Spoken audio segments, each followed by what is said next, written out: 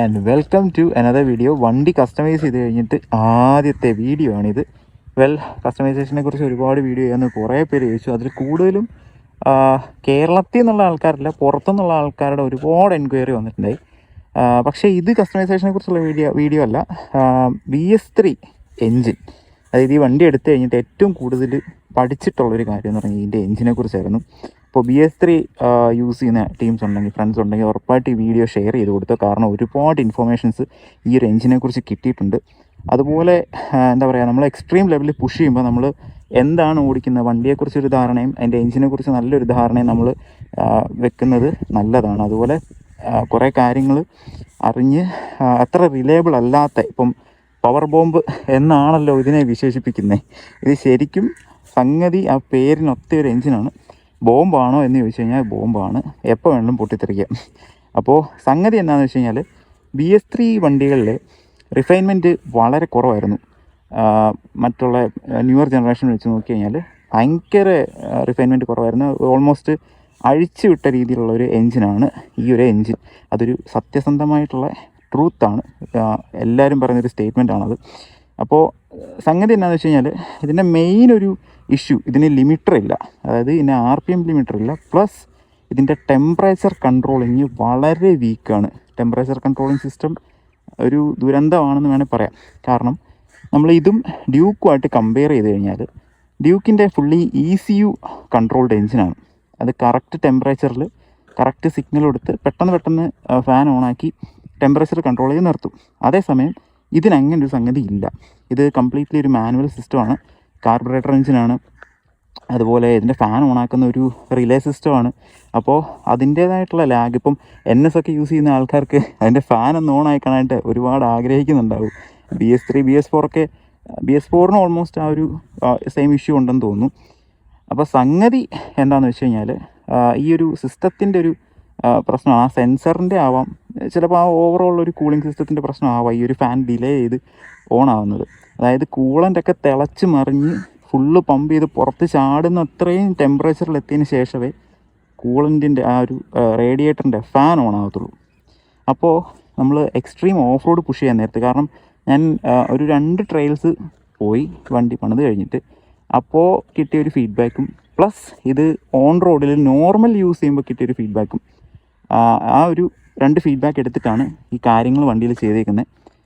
വണ്ടിയിൽ കൂളൻ്റ് തിളച്ച് മറിഞ്ഞ് തള്ളുന്നൊരു സീനുണ്ട്. അതായത് ഈ വണ്ടിയുടെ എൻജിൻ്റെ ഒരു പ്രത്യേകതയെന്നും ഒരു ഡിഫക്റ്റ് എന്നും വേണേൽ പറയാം. BS3 എൻജിൻസ് എത്ര ടെമ്പറേച്ചറിൽ നമ്മൾ പുഷ് ചെയ്താലും വണ്ടിയുടെ എൻജിൻ സ്റ്റോപ്പ് ആവത്തില്ല. അതായത് ടെമ്പറേച്ചർ കൂടി നിന്ന് പോകുന്നൊരു സംഗതി ഈ എൻജിനില്ല. ഇപ്പോൾ ഡീസൽ എൻജിനുകളൊക്കെ നോക്കിക്കഴിഞ്ഞാൽ അതിനകത്തൊരു സംഗതി പറയും, റൺ അവേ എൻജിൻ എന്നാണ് അതിനെ ഒരു സ്പെഷ്യൽ വേർഡ് എടുത്ത് പറയാറ്, റൺ അവേ എൻജിൻ. കാരണം എന്താ വെച്ച് കഴിഞ്ഞാൽ ഇത് ഹൈ RPMൽ അങ്ങോട്ട് ഈ ഡീസൽ എൻജിൻ പുഷ് ചെയ്യുന്ന നേരത്ത് ഇതിനകത്ത് എൻജിൻ ഓയിൽ ഉണ്ടെങ്കിൽ, അതായത് എൻജിൻ ഓയിൽ നമ്മുടെ നോർമൽ ഒഴിക്കുന്ന എൻജിൻ ഓയിൽ ഉണ്ടെങ്കിലും അത് വലിച്ചെടുത്ത് ഇതിന് പിന്നെ ഇഗ്നിഷനോ പെട്രോളോ ഫ്യൂവലോ ഒന്നും വേണ്ട, ഇതിനകത്ത് കിടക്കുന്ന ഓയിലിനെ തന്നെ ഇത് വലിച്ചെടുത്ത് ഫുള്ള് കംപ്രഷൻ കഴിഞ്ഞ്, അതായത് ഇതുപോലെ ബ്ലാസ്റ്റും കാര്യങ്ങളും എല്ലാം കഴിഞ്ഞ് വണ്ടിയുടെ എൻജിൻ റൺ ചെയ്ത് ഫുള്ള് ഡെഡാവും. അതായത് ഓൾമോസ്റ്റ് പറയുകയാണെങ്കിൽ പൊട്ടിത്തെറിക്കുന്നതാണ്.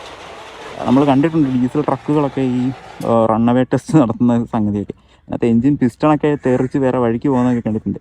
അപ്പോൾ അതിനോട് സമാനമായിട്ട് വേണം ഇതിൻ്റെ എൻജിൻ പറയാം. കാരണം ഇത് എന്തേറെ ടെമ്പറേച്ചറിൽ നമ്മൾ പുഷ് ചെയ്താലും വണ്ടിയുടെ എൻജിൻ നിൽക്കത്തില്ല. പ്ലസ് ഇതിൻ്റെ റേഡിയേറ്ററിൻ്റെ ഫാൻ ഡിലേ ആയിട്ടാണ് ഓൺ ആകുന്നത്. അപ്പോൾ ഈ 2 സംഗതിയും കൂടെ വരുമ്പോഴത്തേക്കിനും ഏകദേശം ഓടുന്ന വണ്ടിയുടെ പരിപ്പിളകും. അപ്പം നമ്മൾ ഓഫ് റോഡൊക്കെ കയറ്റാൻ പോയി കഴിഞ്ഞാൽ ഈ ഒരു സംഗതി ഉണ്ടെന്നുണ്ടെങ്കിൽ എൻജിൻ്റെ കാര്യത്തിൽ തീരുമാനമാകും. അപ്പോൾ നോക്കുക, നിങ്ങൾ BS3 യൂസ് ചെയ്യുന്ന ഫ്രണ്ട്സ് ഉണ്ടെന്നുണ്ടെങ്കിൽ ഓൾമോസ്റ്റ് അതിനകത്ത് കൂളൻ്റ് കാണത്തില്ല. ഒന്നെങ്കിൽ റിസർവെയറിനകത്ത് നോക്കിക്കഴിഞ്ഞാൽ ഇതൊരു പച്ച സാധനം കാണാൻ ചാൻസ് ഇല്ല. ഞാൻ ഈ വണ്ടി എടുത്തപ്പോഴും അത് നോക്കിയായിരുന്നു. അപ്പം ഇതിനകത്ത് റിസർവെയറിനകത്ത് കൂളൻ്റ് ഒന്നും കാണുന്നില്ല. അപ്പം ഞാനൊത്ത് അത് അതിൻ്റെ ഒരു ചെറിയൊരു ട്രാൻസ്പെറൻറ്റ് ഏരിയയ്ക്ക് വല്ല ഡീക്കോ എല്ലാം സംഭവിച്ചതെന്നാണ് ഞാൻ ഓർത്തത്. പക്ഷേ അങ്ങനല്ല. പിന്നെ ഇത് ചിലപ്പം കൂളൻ്റ് ചാടാതിരിക്കാനായിട്ട് വർക്ക്ഷോപ്പുകാർ ചെയ്യുന്നൊരു പരിപാടി, അതിൻ്റെ റിസർവോയറിൻ്റെ ഒരു പൈപ്പുണ്ട്, അതായത് ഓവർഫ്ലോ പൈപ്പുണ്ട്. നമ്മൾ അടിയിൽ നോക്കിക്കഴിഞ്ഞാൽ ഒരു ചെറിയൊരു പൈപ്പ് കാണാൻ പറ്റും. ഇതിലേക്കൂടെ റിസർവോയറിനകത്തുള്ള എക്സ്ട്രാ കൂളൻ്റോ അല്ലെങ്കിൽ ഇതുപോലെ തിളയ്ക്കുന്ന സമയത്ത് ഇതിനകത്തൂടെയാണ് പമ്പ് ചെയ്ത് വിടുന്നത്. ഇത് ബ്ലോക്ക് ആക്കി കഴിഞ്ഞാൽ ആ ഒരു ഇഷ്യൂ തീരുമെന്ന് കരുതിയിട്ട് എല്ലാവരും അത് ബ്ലോക്ക് ആക്കാറുണ്ട്. ഒരിക്കലും ചെയ്യരുത്. കാരണം ആ ടൈമിൽ എൻജിൻ ആ ഒരു കൂളൻ്റ് തിളച്ച് കഴിയുമ്പോൾ ഈ കൂളൻ്റ് നേരെ എൻജിനകത്തോട്ട് ചെന്ന് ഓയിലുമായിട്ട് മിക്സ് ചെയ്യാൻ തുടങ്ങും. അപ്പോൾ അങ്ങനെ ആണ് BS3 വണ്ടികളിലും BS4 വണ്ടികളിലും കൂടുതൽ ഈ എൻജിൻ ഓയിലും കൂളൻറ്റുമായിട്ട് മിക്സ് ചെയ്യുന്ന ഇഷ്യൂവും കയറി വരുന്നത്. അപ്പോൾ ഇനി BS3 വണ്ടി എങ്ങനെ നല്ല വെൽ മെയിൻറ്റൈൻഡ് ആയിട്ട് ഓടിക്കാമെന്ന് ഞാൻ പറഞ്ഞുതരാം. ഈ ഒരു ടെമ്പറേച്ചറിൻ്റെ ഇഷ്യൂ എങ്ങനെ മാറ്റിത്തരാമെന്ന് ഞാൻ പറഞ്ഞുതരാം. വളരെ സിമ്പിളായിട്ടുള്ളൊരു കാര്യമാണ്. നിങ്ങൾ ബൈക്കിൻ്റെ റൈറ്റ് സൈഡിലോട്ട് വന്നു കഴിഞ്ഞാൽ ഈ ഒരു കവർ മാറ്റി കഴിഞ്ഞാൽ ഇവിടെ ഒരു റിലേ ഇരിക്കുന്നത് കാണാം. 4 പിന്നുണ്ടെന്ന് തോന്നുന്നു, 4-3 പിന്നുണ്ട്. അതിനകത്ത് നിന്ന് ആ റിലേ ജസ്റ്റ് ഒന്ന് എടുക്കുക. ദെൻ അതിനകത്ത് നിന്ന് ഒരു 2 വയർ, അതായത് 2 ഹോൾസിൽ കണക്ട് ചെയ്തിട്ട് വയറുകളൊന്ന് ഷോർട്ട് ചെയ്ത് നോക്കുക. അപ്പോൾ ഇതിൻ്റെ ഫാൻ ഡയറക്റ്റ് ഓൺ ആകും. അതായത് ഡയറക്റ്റ് സർക്യൂട്ട് കൊടുക്കാം നമുക്ക് ഫാനിലോട്ട്.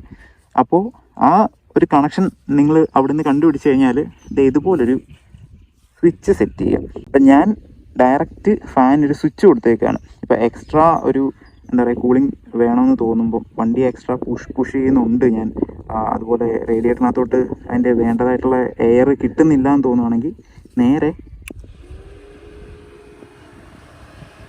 കേട്ടോ ഇപ്പോൾ ഫാൻ ഓൺ ആയിക്കോളും, വണ്ടി പ്രോപ്പറായിട്ട് കൂളായിക്കോളും. ഫാൻ ഓണാക്കുന്ന സമയത്ത് നിങ്ങൾ ശ്രദ്ധിക്കേണ്ടത് അനാവശ്യമായിട്ട് ഓണാക്കുകയോ ഓഫാക്കുകയോ ചെയ്യരുത്.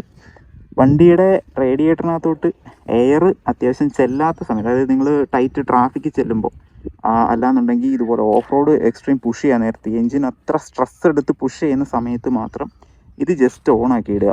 അതുപോലെ കണ്ടിന്യൂസ് ഓണാക്കി ഇടാതിരിക്കുക. ഒരു 10 മിനിറ്റ് 15 മിനിറ്റൊക്കെ ഓണാക്കിയിട്ട് കഴിഞ്ഞാൽ ടെമ്പറേച്ചർ ബാക്ക് ടു നോർമൽ വരും. ബട്ട് ഒരു 5 മിനിറ്റിന് ശേഷം ഉറപ്പായിട്ടും ഫാൻ ഓണാക്കി കൊടുക്കണം. ഈവൻ എന്താ പറയുക വണ്ടി ഐഡിലാണെങ്കിൽ പോലും നിങ്ങൾ ഫാൻ ഓണാക്കി ഇട്ട് വെച്ചിരിക്കുക. അപ്പം അതുപോലെ ടെമ്പറേച്ചർ ഒന്ന് കൺട്രോൾ ചെയ്ത് കഴിഞ്ഞാൽ വണ്ടിയുടെ പകുതി പ്രശ്നങ്ങൾ മാറി കിട്ടും. BS3യുടെ ഇത് ശരിക്കും പറഞ്ഞു കഴിഞ്ഞാൽ ആരും ട്രൈ ചെയ്യാറില്ല. കാരണം നമ്മളിതൊരു ഓൾറെഡി ഉള്ള സിസ്റ്റത്തിനകത്തോട്ട് ചെറിയൊരു ഹാക്ക് ചെയ്യുവാണല്ലോ. അപ്പം എന്തെങ്കിലും കൂടുതൽ പ്രശ്നങ്ങളാവുമെന്ന് ഓർത്തിട്ടാവാം ഇങ്ങനെ ചെയ്യാത്തത്. ബട്ട് ഇത് വളരെ ഹെൽപ്ഫുൾ ആയിട്ടുള്ളൊരു കാര്യമാണ്. ഫാനിൻ്റെ ലൈഫ് കുറച്ച് കുറഞ്ഞാലും കുഴപ്പമില്ല, ബട്ട് വണ്ടിയുടെ എൻജിൻ വളരെ സ്ട്രോങ് ആയിട്ടും വളരെ സ്മൂത്തായിട്ട് നിൽക്കും. നല്ല കൂളിങ്ങും പ്രോപ്പറായിട്ടുള്ള കാര്യങ്ങളെല്ലാം വണ്ടിക്ക് കിട്ടും. അപ്പോൾ BS3 വണ്ടി യൂസ് ചെയ്യുന്ന ആൾക്കാർ ജസ്റ്റ് ഇതിനെക്കുറിച്ച് കൂടുതൽ, അതായത് ഈ കണക്ഷനെ കുറിച്ച് കൂടുതൽ ഡീറ്റെയിൽ അറിയണമെന്നുണ്ടെങ്കിൽ എനിക്കൊന്ന് കമൻറ്റ് ചെയ്താൽ മതി. ഇത് സെറ്റപ്പ് ചെയ്യുന്നൊരു വീഡിയോ ഞാൻ സെറ്റപ്പ് ചെയ്യാണ്ട് വീഡിയോ ചെയ്യേണ്ടതായിട്ടില്ലാത്തത് കൊണ്ടാണ് ഞാനതൊന്ന് അഴിക്കാൻ. കാരണം അത് അഴിക്കുമ്പോൾ തന്നെ ഇപ്പം നോർമലി നോക്കുമ്പോൾ തന്നെ ഒരു ചെറിയൊരു വൈറ്റ് സാധനം കണ്ട ഇതിനകത്തൂടെ തന്നെ കാണാൻ പറ്റും. അപ്പോൾ അതിനകത്ത് നിന്ന് 2 വയർ എടുത്തിട്ട് കൊടുത്താൽ മതി. ഇതാണ് ഞാൻ കൊടുത്തേക്കുന്നത്. ഇത് നേരെ ആ സ്വിച്ചുകളിലോട്ടാണ് ചെല്ലുന്നത്. റേഡിയേറ്ററിൻ്റെ ഫാനിൻ്റെ ഡയറക്റ്റ് കണക്ഷനാണ്. അപ്പോൾ കൂളിംഗ് ഒക്കെ പ്രോപ്പറാക്കി വണ്ടി ഓടിക്കുക. കൂളൻ്റൊക്കെ ഉണ്ടോ എന്നൊക്കെ ചെക്ക് ചെയ്യുക. പിന്നെ ഓഫ് റോഡൊക്കെ കയറാൻ നേരത്ത് ഇതുപോലെ വണ്ടിയുടെ എൻജിനെ നല്ല രീതിയിൽ പരിശീലിച്ച് വണ്ടി മുന്നോട്ട് കൊണ്ടുപോവുക. ഈവൻ ഹൈവേയിൽ പിന്നെ കുഴപ്പമില്ല, അത്യാവശ്യം നല്ല വിൻ ബ്ലാസ്റ്റ് ചെല്ലുന്നുള്ളതുകൊണ്ട് റേഡിയേറ്റർ കൂളായിട്ടിരിക്കും. പക്ഷേ എന്നാലും നമ്മൾ നോക്കണം, വണ്ടിയുടെ എൻജിൻ വളരെയധികം നോക്കേണ്ട ഒരു കാര്യമാണ്. BS3യിൽ ഏറ്റവും കൂടുതൽ ഇതുപോലെ കംപ്ലൈൻറ്റും വരുന്നൊരു കാര്യമാണ്. അപ്പോൾ BS3 ഉള്ള ആൾക്കാർക്ക് അല്ലെങ്കിൽ BS3 യൂസ് ചെയ്യുന്ന ആൾക്കാർക്ക് ഈ വീഡിയോ ഹെൽപ്ഫുൾ ആവട്ടെ. ഫ്രണ്ട്സിനൊക്കെ ഷെയർ ചെയ്ത് കൊടുത്തു. കൂടുതൽ ഇതുപോലെ ഇപ്പം ഈ വണ്ടി നമ്മുടെ കയ്യിലുള്ളതുകൊണ്ടാണ് കേട്ടോ ഇത്രയും റിസർച്ച് ചെയ്ത് ഇതിൻ്റെ ഡിഫക്റ്റുകൾ എന്താണ്, ഇതിനുള്ള ഹാക്ക് എന്താണെന്നൊക്കെ നമുക്ക് കണ്ടുപിടിക്കാൻ പറ്റും. അപ്പോൾ ഇതുപോലെ വണ്ടികളുണ്ടെങ്കിൽ ഇതുപോലെ നല്ല നല്ല കാര്യങ്ങൾ നമുക്ക് കൂടുതൽ കണ്ടുപിടിക്കാൻ പറ്റും. അതായത് ലോങ് ടൈമിലൊരു വണ്ടി കിട്ടണം, എന്നാലേ അതിൻ്റെ കാര്യങ്ങളൊക്കെ അറിയാൻ പറ്റുള്ളൂ. അപ്പോൾ ഇനിയും കൂടുതൽ പ്രൊജക്റ്റ് ബൈക്കുകൾ വരും ഇൻ ഫ്യൂച്ചർ ഉറപ്പായിട്ടും. കൂടുതൽ വീഡിയോസും കൂടുതൽ കണ്ടൻറ്റും കാര്യങ്ങളൊക്കെ കാണാനായിട്ട് ആഗ്രഹമുള്ള ആൾക്കാർ ഉറപ്പായിട്ടും ചാനലൊക്കെ ഒന്ന് സബ്സ്ക്രൈബ് ചെയ്തു, അതുപോലെ ഇൻസ്റ്റയൊക്കെ ഒന്ന് ഫോളോ ചെയ്ത് വെച്ചേക്ക്. അപ്പോൾ വേറൊരു വീഡിയോ, ഇനി ഇതിൻ്റെ കസ്റ്റമൈസേഷൻസ് എന്തൊക്കെയാണ് ചെയ്തേക്കുന്നത് എന്നുള്ള അറിയണ്ടേ, അത് കുറച്ചുണ്ട്. അത് നല്ലൊരു കണ്ടൻറ്റാണ്. അത് കുറച്ച് ടൈം എടുത്ത് നല്ല രീതിയിൽ ഒന്ന് പ്രിപ്പയർ ചെയ്തിട്ട് ചെയ്യാമെന്ന് കരുതിയിട്ടാണ്. ഒരുപാട് കസ്റ്റമൈസേഷൻസ് ചെയ്തിട്ടുണ്ട്. അപ്പം അത് അടുത്ത വീഡിയോ ഞാൻ ചെയ്തിടാം. അടുത്ത നെക്സ്റ്റ് വീക്ക് ടൈം കിട്ടുമ്പോഴത്തേക്കിനും ഇടാം. Okay, till then bye.